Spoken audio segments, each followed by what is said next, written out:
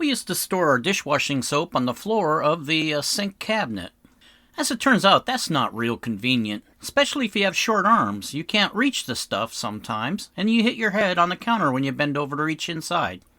So, if you know how to weld, let me show you how to fix this problem. I built this nifty little soap holder that mounts to the inside of the sink door. For this particular application, I found 16 gauge steel is just about perfect. Thick enough to be pretty rigid, but not too heavy. We'll have to make 5 cuts on this one piece of steel. A very easy tool to make these cuts with is called a plasma cutter. It uses nothing but electricity and compressed gas. Then it creates an arc of plasma hotter than the sun for cutting.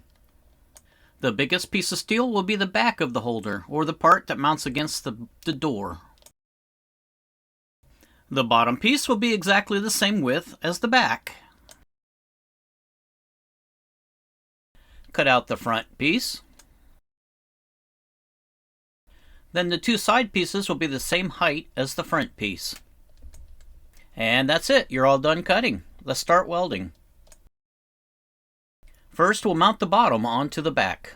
Even though they're triangles, these magnets actually are used for mounting things square. Put them onto the smaller piece of steel, and then it'll hold it into place on the bigger piece of steel. A MIG welder makes putting together steel a pretty simple process. The machine itself has 2 adjustment settings you have to deal with.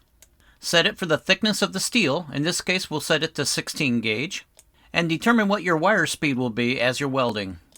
I've found between 60 and 70 works pretty good. First I do some small tack welds to hold it into place. I don't want to actually be welding too much next to the magnets, because heat and magnets don't work well together. Now that the magnets are gone, I can go back and beef up those little tack welds. There's no need to weld all the way across since this isn't going to be holding a lot of structural weight. Next, I welded on the 2 sides. Yes, I know I'm due for another set of gloves. I'm running out of tape.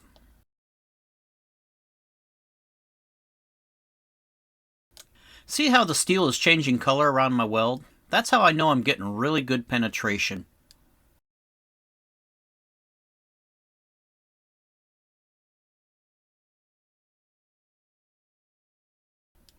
I use a wire brush to clean up the welds a little bit, get rid of all that carbon so I can paint it later. I want to drill 2 mounting holes so I can screw this thing into place. Past experiences told me when I'm drilling in steel, always use my drill press. Don't freehand it. You always get a straight hole, and you can use even pressure as you're drilling. Finally, we can weld the front into place. This one I'm going to weld a little bit different due to access problems. Instead of welding on the inside, I'll weld on the outside.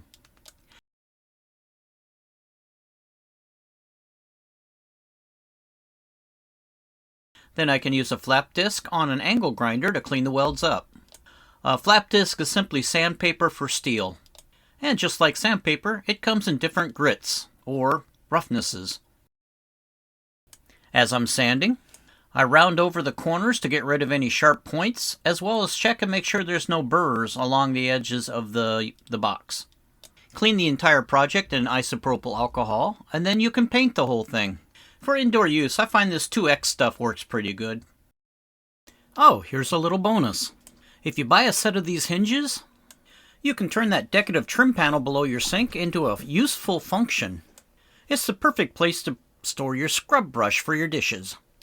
Since it gets wet, I went ahead and bought a plastic piece for this function. And there you go. Next time you need soap for the dishwasher or the sink, no more bending over to get it.